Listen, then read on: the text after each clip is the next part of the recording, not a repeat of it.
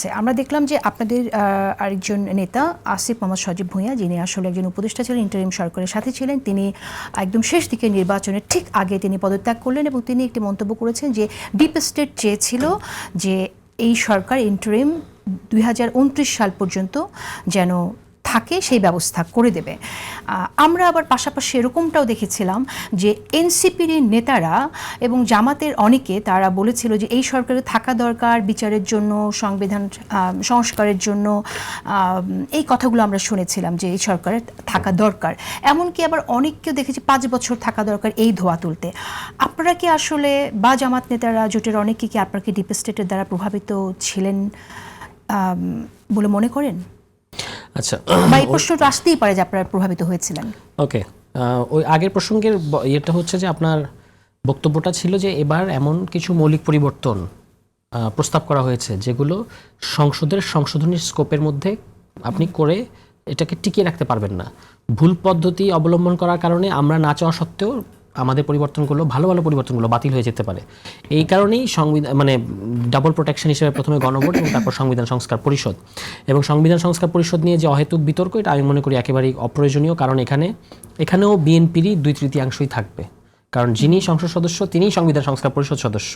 ফলে বিএনপির 212 জন বা 13 জন, সম্ভবত 212-13 জন যে সংসদ সদস্য আছেন তারাই কিন্তু সংস্কার পরিষদ সদস্য। যে প্রক্রিয়াতেই যাক এখানে আসলে মেজরিটি, ফলে এখানে মানে এটা অ্যাবসলিউটলি আননেসেসারি। কারণ মানে যে ভয়গুলো পাওয়া হচ্ছে বা যে আশঙ্কাগুলো পাওয়া ভয় থেকে আপনি কেন এটা বলছেন যে ভয় থেকে?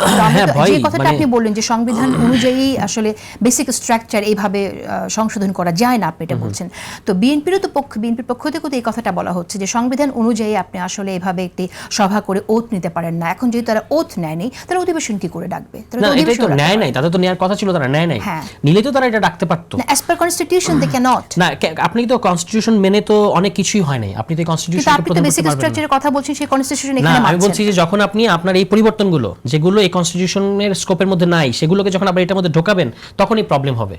এজন্য এটা বাইরে আমার মনে হয় যে একটা জায়গায় থাকলে ভালো হয়। যখন আপনি যদি কনস্টিটিউশন মানতেই চান তাহলে সেখানেই থাকেন। কনস্টিটিউশন মানতে চাচ্ছি না তো, যখন যেটা প্রয়োজন। আমি তো কনস্টিটিউশন মানতে চাচ্ছি না। তাহলে আপনি কেন মনে করছেন যে সংশোধন শব্দটা ব্যবহার করলে আপনি সংস্কার করতে পারবেন না? সংশোধন শব্দটা ব্যবহার করলেই আপনি সংশোধন শব্দটা ব্যবহার করলে আপনি এই সংবিধানের ভিতর ঢুকে যাচ্ছেন। আপনি তার বেসিক স্ট্রাকচার আপনি এই সংবিধানের ভিতর আপনি ঢুকে যাচ্ছেন, কারেক্ট করতে পারছেন না। এটা কখন আপনি মনে করছেন? যখন আপনি সংবিধানকে ফলো করছেন তখনই আপনি মনে করছেন যে আপনি বেসিক স্ট্রাকচার সংবিধানকে আমি এমন কিছু পরিবর্তন আনলাম যেটা সংবিধানের বাইরে। যেমন ধরেন, আমি উদাহরণ দিই, আমাদের সংবিধানে ধর্মনিরপেক্ষতা ছিল মূলনীতিতে। শহীদ প্রেসিডেন্ট জিয়াউর রহমান একমাত্র আল্লাহর উপর পূর্ণ আস্থা বিশ্বাস মূলনীতি হিসেবে ইন্ট্রোডিউস করেছিলেন। তো এটা কিন্তু আমাদের সংবিধানের যে বেসিক স্ট্রাকচার, মানে আপনি একটা সংবিধানের মূলনীতি বদলে দিচ্ছেন। উনার ঐতিহাসিক সীমাবদ্ধতাটা ছিল এই যে উনি এটাকে আবার পঞ্চম সংশোধনীর মধ্যে, মানে সংবিধানের সংশোধনীর মধ্যে এনেছেন। আনার কারণে পরবর্তীতে এটাকে বাতিল করে দেয়া গেছে। আপনি এই সংবিধানের এই জিনিসটা খুব ভালোভাবে স্ট্রংলি মানতে চাইছেন, কিন্তু অন্য জায়গাটা আবার বলছেন সংবিধান না মানলেও চলে। না, আমি মানতে চাচ্ছি না তো, আমি বলছি যে আমি মানতে চাইবো না, কিন্তু এটার ভিতর ঢোকানোর কারণে অটোমেটিক্যালি আমার এটা বাতিল হয়ে যাবে। আমার কাছে মনে হয় যে আসলে পিপলস সভরেনিটি সবচেয়ে গুরুত্বপূর্ণ এখানে। আমি তো মনে করি, যেহেতু মানুষের সেই সভরেন পাওয়ার সংসদ সদস্যদের দিয়েছে। না, সংসদ সদস্যদের মানুষ কখনো তার সভরেন পাওয়ার দেয় না, এটা একটা ভুল ধারণা। আসলে সভরেন পাওয়ার দেয়। আমাদের কোর্টের অবজারভেশন আছে অতীতের রায়ে যে পিপল সভরেন, সংসদ না। সংসদ হচ্ছে আপনার, তাদের কাছে একটা অ্যামেন্ডিং পাওয়ার থাকে। আর এখন যে আমরা যেটা নিয়ে কথা বলছি এটা হচ্ছে কনস্টিটিউয়েন্ট পাওয়ার, দুটার মধ্যে খুব বিস্তর পার্থক্য আছে।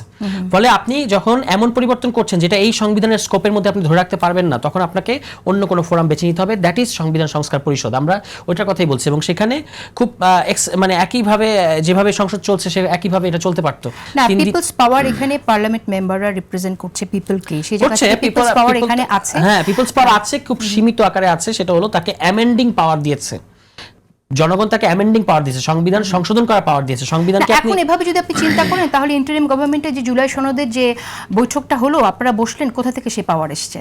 কারা কারা বসবে? সেই পাওয়ারটা কোথা থেকে আপনি পেয়েছেন? আপনি যখন বলছেন যে মানুষ রেফারেন্ডাম মানুষের কাছে দিয়েছেন, আপনারা মানুষকে বলেছেন হ্যাঁ ভোট দিতে না ভোট দিতে। আপনি কি জুলাই সনদের পুরো স্ক্রিপ্টটা তাদের কাছে পাঠিয়েছেন? জুলাই সনদে কি কি আছে মানুষকে জানিয়েছেন? এটার জন্যই তো আপনাদের আসলে দীর্ঘ সময় নিয়ে প্রত্যেকটা মানুষকে এনরিচ করা দরকার ছিল যে আসলে কি আছে। আমাকে বহু মানুষ জিজ্ঞেস করেছে যে হ্যাঁ ভোট দিলে কে জিতবে, না ভোট দিলে কে জিতবে। তারা মনে করে যে এটাও একটা মানে সংসদ সদস্যের কোনো প্রার্থীকে বিজয়ী করার জন্য এই ইলেকশনটা হচ্ছে। সো আচ্ছা, এটা আমরা এই ডিবেটে গেলে পরে আরো লং ডিসকাশন। আপনি কাইন্ডলি যদি আপনাকে বলেন যে এই সজীব ভুঁইয়ার যে মন্তব্য, কথাটা খুব পরিষ্কার যে ইউনূস সরকারের ব্যাপারে সবসময় সন্দেহ প্রকাশ করা হয়েছে যে তারা নির্বাচন দেবে না, এটা করবে না, সেটা করবে না, এবং তারা একটা কিংস পার্টি করেছে ইত্যাদি। এবং আপনি জানেন যে কিংস পার্টি মানে হচ্ছে যে আমি ক্ষমতায় আছি, আমি একটা দল করব এবং পরবর্তী নির্বাচনটা ম্যানিপুলেট করে সেই দলকে ক্ষমতায় আনবো। That is simple king's party. ফলে সেরকম কিছু ঘটে নাই। তার মানে ইউনূস সরকারের কোনো কিংস পার্টি এরকম কোনো পরিকল্পনা ছিল না। এটা সম্পূর্ণ একটা দুজন উপদেষ্টাকে নিয়ে এই মিথ্যা প্রচারণা করা হয়েছে। অন দ্য আদার হ্যান্ড আমরা দেখেছি আসলে যিনি নিরাপত্তা উপদেষ্টা ছিলেন তিনি এই সরকারের পররাষ্ট্রমন্ত্রী হয়েছেন, যিনি অ্যাটর্নি জেনারেল ছিলেন তিনি আসলে এই সরকারের আইনমন্ত্রী হয়েছেন। আর আপনি যাদেরকে বলেছেন যে নির্বাচনের আগে তারা পদত্যাগ করেছে, তারা আসলে তফসিলের আগে পদত্যাগ করেছে, তফসিলের আগে, এবং এটা ইট ইজ কমপ্লিটলি ওকে। সেটা নিরাপত্তা উপদেষ্টা করেন নাই, তিনি ফ্ল্যাগ উড়িয়ে ওই শপথ নিতে গিয়েছেন এই সরকারের, আরেকটা ফ্ল্যাগ উড়িয়ে তিনি বের হয়েছেন। ঠিক আছে, এটা নিয়ে কথা হওয়া উচিত ছিল বেশি। কিন্তু আমি তারপরও বলি যে আপনাদের দলে একদমই শেষ মুহূর্তে ইলেকশন না করে এসে আপনাদের দলে যুক্ত হলো, এর অর্থ কি? আপনার দলের একজন নেতাই তো আসলে সংসদে না আপনার ইয়েতে ছিল, উপদেষ্টা পরিষদে ছিল, তো আপনি তো সেটা ডিনাই করতে পারবেন না যে সেই সময়টা পুরো সময়টা আপনাদের পক্ষে কাজ করে। এর কারণে হ্যাঁ, আপনাকে দেখাতে হবে যে কি এমন সুবিধা এনসিপি পেয়েছে। যদি সেরকম কোনো ব্যাপার থাকে সেটার আপনি রিফ্লেকশন ইলেকশনের রেজাল্টে দেখতে পেতেন, কিন্তু সেরকম কোনো আমরা দেখেছি তো আপনারা অনেক ভালো করেছেন। হ্যাঁ, ভালো করেছেন, সেটার সাথে এটার কোনো সম্পর্ক নেই। জামাত অনেক ভালো করেছে, হ্যাঁ, সেটার সাথে এটার কোনো সম্পর্ক নেই। মানুষ ভোট দিয়েছে, সেই ভোটের রেজাল্টে ভালো করেছে, কিন্তু ওই তারা উপদেষ্টা ছিল এবং এই কারণে ভালো করেছে এরকম কোনো মানে কি বলে নজির নাই। বরং নিরাপত্তা উপদেষ্টা নির্বাচন পরিচালনার সাথে ওতপ্রোতভাবে জড়িত ছিলেন। তিনি যখন এই সরকারের পররাষ্ট্রমন্ত্রী হয়েছেন সেটা নিয়ে চাইলে প্রশ্ন করা যায়, কিন্তু আমি সেটা করব না, কারণ আমি নিজে মাঠে ছিলাম। আমার প্রশ্ন হচ্ছে যে আপনারা যে তখন এতবার বললেন যে আমাদের আরো এই সরকার থাকা দরকার, কারণ এটা আমরা বলি নাই, সংস্কারের জন্য থাকা দরকার, বিচারের জন্য অনেকবার বলেছি যে সরকারকে সময় দেওয়া দরকার। তাহলে আপনারা ডিপ স্টেটের দ্বারা প্রভাবিত ছিলেন কিনা? আমরা বারবার বলেছি যে বিচার সংস্কার নির্বাচন এই প্রশ্নে কোনো রকম এবং টাইম ফ্রেম ডিসেম্বর টু, আমরা যেটা বিএনপির সাথে আমাদের যেটা পার্থক্য ছিল যে আমরা কখনোই ইউনূস সাহেবের এই সরকারের ভেতরে কোনো ফ্রিঞ্জ এলিমেন্ট ছিল না, সেটা বলবো না, থাকতেই পারে, কিন্তু প্রধান উপদেষ্টার কোনো এই ধরনের কোনো ইন্টেনশন যে ডিসেম্বর থেকে ওই যেটা তুমি প্রথমে বলেছেন জুন, এর বাইরে তিনি যাবেন এরকম এক সেকেন্ডের জন্য আমার কাছে মনে হয় নাই, বা আমাদের কাছে মনে হয়নি, এবং আমরা সেই দাবিও করি। সেই দাবি আমরা দেখেছিলাম, আমরা ভিন্নভাবে সেই রকম দাবি শুনেছিলাম, আমরা আপনাদের সমর্থকদের আমরা এরকম বলতে শুনেছিলাম। সমর্থক এটা করতে পারে, মানুষের মানে স্বাভাবিকভাবে মানুষ স্বতঃস্ফূর্তভাবে অনেক করতে পারে।